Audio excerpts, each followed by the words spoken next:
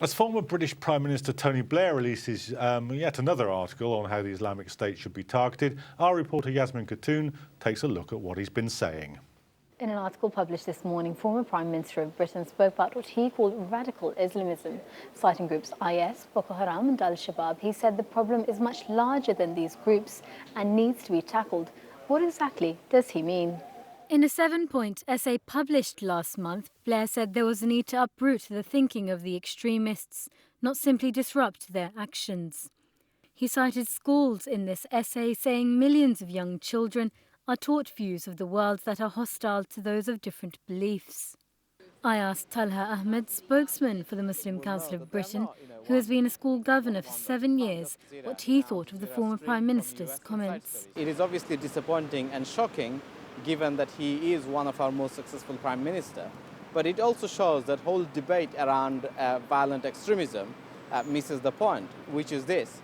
There are plenty of Muslims in this country who are proud of their faith. Most of the Muslims are very proud of their faith and are confident and willing to assert their faith identity. This doesn't mean they want to exclude themselves from the wider society. It simply means that, they are confident and they can partake in their civic responsibilities without having to compromise with their faith. Now, the reason why his claim is troubling, other than that it has no basis, is that what do the so-called violent extremists want to do? They want to present that somehow the Western society do not welcome Muslims and that they do not accept Muslims unless Muslims becomes completely westernized in their sense. So what Tony Blair does is he in fact provides succor and provides support to the narrative advanced by the likes of ISIS. So I think it's very disappointing, and I would go in so far as saying it's quite disgraceful that he should come up with those claims. As somebody who's been working in the education sector for so long, do you think there's any basis to the claims that are being made? No, not at all, because I was not just a governor. I taught for 5-6 years in schools, and most of that time I also actively participated in the education of citizenship of our young people. And often I led whole school faith assemblies and so forth. And my experience is that when you demonstrate to them that, to be active citizens, to be caring about their neighbor, about their built environment, about their, the social injustices around them, it is not just a civic duty, but actually a religious duty. We have realized that people are better engaged and young people are more motivated to be more inclusive. So this idea that schools are radicalizing young people is an utter nonsense. And report after report shows that people who do become very radicalized, they become radicalized through internet and sleeper cells, and they are secluded from the wider society. So really, in schools, we should be celebrating the idea of debating and discussing these diverse views, even if we don't agree with it, because that way you know who is coming with what views, and you can actually challenge them in a supportive and welcoming environment. Mr. Blair does think religion should be taught in schools, but a comprehensive strategy needs to be put into place, a strategy that seems set only for Islam. Yasmin Khatun, The Report. Well, Yasmin's with me now. So, the schools, they're getting a bit of a hammering. You've been talking to some of them. What are they saying? I have. I spoke to 3 different schools this morning, 3 different schools who've said they've had unplanned inspections by Ofsted, with reports coming out 2 weeks, and then we're expecting for them to say they're inadequate. Now, these schools feel as though they've been singled out, they've been selected because they're faith schools, because they're schools that teach Islam or Islamic faith schools. They feel targeted as a community. So this is a repeat of Birmingham, is it, now? Well, you would have thought things might have changed, but it seems that way. These schools are saying, well, it's just what we saw in the summer just a few months ago. 2 weeks' time, the reports are expected to come out. We will be following those developments and speaking to schools as they do come out. But what we're expecting to see seems to be the exact same thing. OK, Yasmin, thanks. OK, well, now we're joined for further discussion on the same issue by Yusuf Patel, who's founder of SREIslamic, and Alim Sheikh, who's a member of the Shura Council at the Association of Muslim Schools UK. Welcome to you both. Yusuf, you must be fed up of hearing this stuff. Assalamu alaikum. Yes, actually, I am quite fed up in the sense that this is really nothing more than a witch hunt against Muslim schools. The ordinary rules that we expect schools to follow by Ofsted, which is perceived to be an independent organisation, have been torn up, and Muslim schools are now being asked at every occasion to jump, and then when they jump, they've been told it's not high enough, or we're never told you to jump, or that you haven't recorded the jumping. It's really they're being asked to do things which are not measured. They're being asked to, for example, show that they support British values, but haven't been given any real guidance as to do that.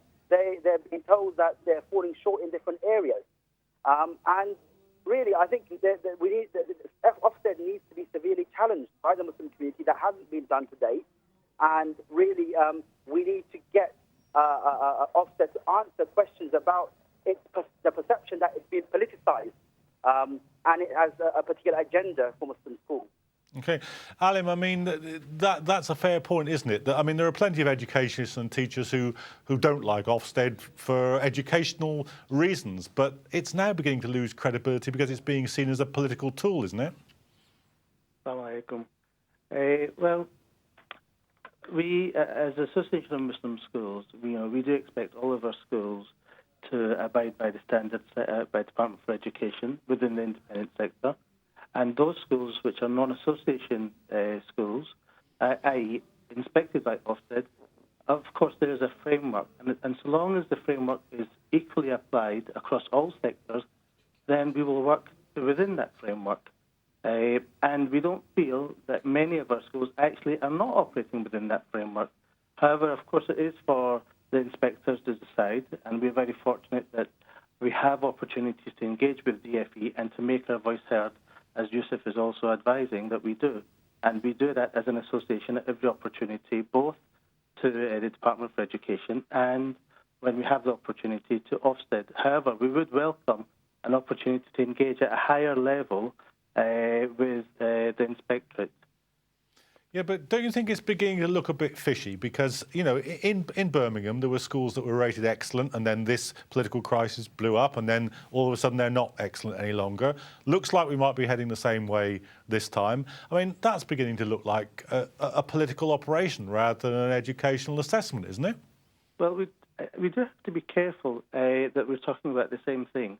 The issue in Birmingham wasn't actually around independent schools, which the Association of Muslim Schools represents in the main. We do have some schools which are operate within the state sector, but the issue that arose within Birmingham was around academies, and it's something that we iterate at every opportunity, that academies are managed by the Secretary of State. There did appear to be some policy issues around the management and governance of academies nationally, which I think that feedback, that comment, that understanding was felt at the highest levels, and there was an understanding there around governance. And in fact, some of the reports that came out from Birmingham. Okay, just let me bring Yusuf back in on this. What do you think about this? I mean, do you think it is now becoming a politicised process? Absolutely. I think Ofsted needs to be concerned about its future as an independent regulator. If it's going to really victimize Muslim schools, Muslim independent schools, as it has done with schools in the state sector. And I think, whenever I speak to schools, they say very clearly that when Ofsted comes in for one of these staff inspections, when they come in to inspect the school with no notice given, they come in a very, very clear agenda. They ask very loaded questions to both teachers and to pupils, and it's almost as if they're looking for certain information to downgrade the school or to label the school in a particular way. So I think really it's very clear to all that this current politicization of Ofsted is exactly that. It's a politicization process. It's nothing to do with what an independent regulator should be doing to ensure that the education is of a high standard and meets all the regulations. Rather, there's a very clear agenda with these set of inspections. Okay, well, I'm afraid that's where we're going to have to leave it for tonight's programme. I want to thank all of my guests and, of course, you at home for tuning in.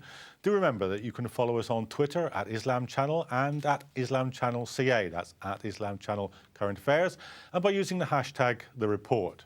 Well, we'll leave you now with some footage from Jerusalem showing Israeli security services violently dispersing a crowd of Palestinians using stun grenades. The crowd were demonstrating because they were refused entry to the Al-Aqsa compound by Israeli police who limited entry based on security assessments. Good night. Allahu Akbar! Allahu Akbar! Allahu Akbar!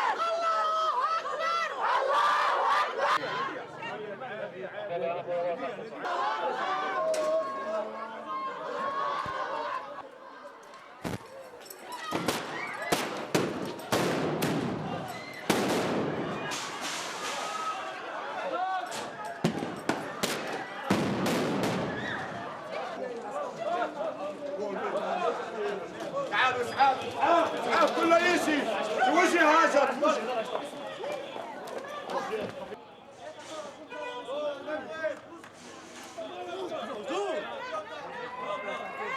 اسكت